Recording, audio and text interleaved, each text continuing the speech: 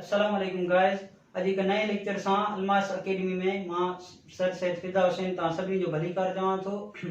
सभ खां पहिरियां मां तव्हांखे इहो चवंदो हलंदुसि त मुंहिंजे चैनल अलमास अकेडमी खे वधि खां वधि सब्सक्राइब कयो, लाइक कयो, कमेंट्स कयो, शेयर कयो ऐं सब्सक्राइब सां गॾोगॾु बेल आइकन खे ज़रूरु प्रेस कंदा कयो ताकि जीअं मुंहिंजो नओं लेक्चर अचे त तव्हांखे उनजो नोटिफिकेशन मिली सघे। उन खां अलावा जेको मुंहिंजो लेक्चर अचे थो त उन ते कमेंट्स ज़रूरु ॾींदा कयो, मूंखां सुवाल पुछंदा कयो। जेकॾहिं को आहे सुवाल, जेकॾहिं का सजेशन ॾियणी आहे त उहा बि तव्हां ज़रूरु ॾेई सघो था। उन खां अलावा तव्हां मूंखे जेको आहे पर्सनली मैसेज करे सघो था। मुंहिंजी फेसबुक ID जेका आहे उहा हेठि डिस्क्रिप्शन में ॾिनल आहे। उन खां अलावा जेकॾहिं तव्हां मुंहिंजा ॿिया जेके प्रीवियस लेक्चर्स आहिनि, जेकॾहिं तव्हां उहे ॾिसणु चाहियो था त उहे बि मुंहिंजा डिस्क्रिप्शन में लिंक्स उन्हनि जूं ज़रूरु ॾिनल हूंदियूं आहिनि। उन खां अलावा असां अचूं था पंहिंजे अॼोकी टॉपिक्स ते। त प्रीवियस लेक्चर्स में असां पढ़ियो आहे जेको डेफिनेशन जे बारे में, इंट्रोडक्शन सेट जो इंट्रोडक्शन पढ़ियो। अॼु असां जेको आहे अचूं था त सेट में जेके प्रॉपर्टीज़ आहिनि उहे कहिड़ियूं कहिड़ियूं यूज़ थींदियूं आहिनि, कहिड़ियूं कहिड़ियूं इस्तेमालु थींदियूं आहिनि, या सेट में कहिड़ियूं प्रॉपर्टियूं जेके आहिनि आयूं आहिनि ऐं उहे ई सिर्फ़ु प्रॉपर्टीज़ लिखियूं आहिनि जेके इम्पोर्टेंट्स आहिनि ऐं सेट में मौजूदु बि आहिनि। उन खां अलावा ॿी का बि अहिड़ी प्रॉपर्टी न आहे जेका सेट में मौजूदु हुजे ऐं जेका मां न लिखी आहे। सो सभ खां पहिरियां मुंहिंजी आहे commutative property of union and intersection. तव्हां हिनखे ईअं बि लिखी सघो था त कम्यूटेटिव प्रॉपर्टी ऑफ यूनियन वरी कम्यूटेटिव प्रॉपर्टी ऑफ इंटरसेक्शन। मूं वटि बोर्ड थोरो नंढो आहे, इन करे मां जेको आहे हिकिड़ी जाइ ते हिनखे ॿिन्ही खे मिक्स करे लिखियो आहे त commutative property of union and intersection. हाणे सभ खां पहिरियां त तव्हांखे हिते सुवाल पैदा थींदो हूंदो त सर पहिरियां असांखे तव्हां इहो त क्लियर कयो त यूनियन ऐं इंटरसेक्शन छा आहे। त बाबा सभ खां पहिरियां मां तव्हांखे ॿुधाईंदो हलां त यूनियन ऐं इंटरसेक्शन इहा मां क्लियर तॾहिं कंदुसि जॾहिं मां एक्सरसाइज शुरू कंदुसि त उन में मां तव्हांखे यूनियन ऐं इंटरसेक्शन पढ़ाइणु शुरू कंदुसि। अॼु मां सिर्फ़ु प्रॉपर्टीज़ ॿुधायां थो पियो त जेको आहे प्रॉपर्टीज़ सेट में कहिड़ियूं आहिनि ऐं कहिड़ियूं असां अॻिते हली पढ़ंदासीं। त सभ खां पहिरियां आहे commutative property of union. A union B बराबर आहे B यूनियन A जे। माना A यूनियन B बराबर B, माना जेको हिन जो जवाब अचे उहो आहे साॻी हिन जो जेको आहे जवाब अचे, माना लेफ्ट हैंड साइड बराबर अचे राइट हैंड साइड। हीअ आहे यूनियन जी। उन खां पोइ आहे A इंटरसेक्शन B जेका बराबर थींदी आहे B इंटरसेक्शन A जे। जेको माना हिन जो जवाब अचे उहो लाज़मी हिन जो ई अचे, माना left hand side is equal to right hand side.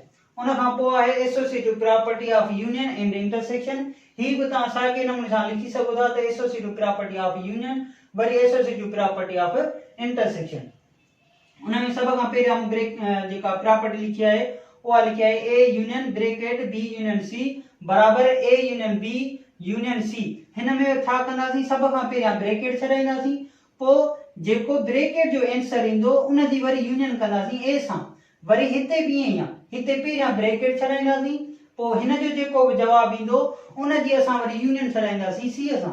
वरी सेम जेको आहे एसोसिएटिव प्रॉपर्टी ऑफ इंटरसेक्शन उहा बि ईअं ई आहे। सभ खां पहिरियां असां ब्रैकेट छॾाईंदासीं, ब्रैकेट छॾाइण खां पोइ जेका आहे असां A इंटरसेक्शन सां जेका आहे वरी उन जे जवाब जी इंटरसेक्शन मालूम कंदासीं। हिते बि ईअं ई कंदासीं, पहिरियां ई ब्रैकेट छॾाईंदासीं, ब्रैकेट छॾाइण खां पोइ जेका इन जी इंटरसेक्शन मालूम कंदासीं C सां। हिन में बि इहो ई आहे त distributive property of union over intersection. ये हिकिड़ी प्रॉपर्टी आहे, हिन में को बि जीअं हिते ऐं हिते में वाधारो कयो आहे ईअं नाहे कयो, ये हिकिड़ी प्रॉपर्टी आहे। A union B intersection C बराबर A union B intersection A union C। हिते बि पहिरियां ब्रैकेट छॾाए उन ब्रैकेट जो जवाब जी वरी यूनियन हिन सां छॾाईंदासीं। हिते वरी पहिरियां A यूनियन B छॾाईंदासीं, वरी A यूनियन C छॾाईंदासीं, पोइ हिन जो जवाब ऐं हिन जो जवाब ॿिन्ही जो जेको बि जवाब ईंदो उन्हनि जी वरी असां इंटरसेक्शन छॾाईंदासीं। वरी distributive property of intersection over union. Distributive पहिरियां ब्रैकेट छॾाईंदासीं, उन खां पोइ सेम वरी हिन जी इंटरसेक्शन छॾाईंदासीं। हिते बि पहिरियां हीअ ब्रैकेट पोइ हीअ ब्रैकेट, पोइ वरी हिन जे जवाब हिन जे जवाब जी यूनियन, या जेको हिते विच में हुजे, जेकर यूनियन आहे त यूनियन छॾाईंदासीं, जेकर इंटरसेक्शन आहे त इंटरसेक्शन छॾाईंदासीं। De Morgan's law. हाणे डी मॉर्गन्स लॉ छा आहे? डी मॉर्गन्स लॉ ॿ हूंदा आहिनि। हिकिड़ो हूंदो आहे A union B whole complement. हीअ जेका लाइन तव्हां ॾिसो था हिन ब्रैकेट जे मथां ही नंढड़ी, इन खे चइबो आहे कॉम्प्लीमेंट, इन खे चइबो आहे कॉम्प्लीमेंट।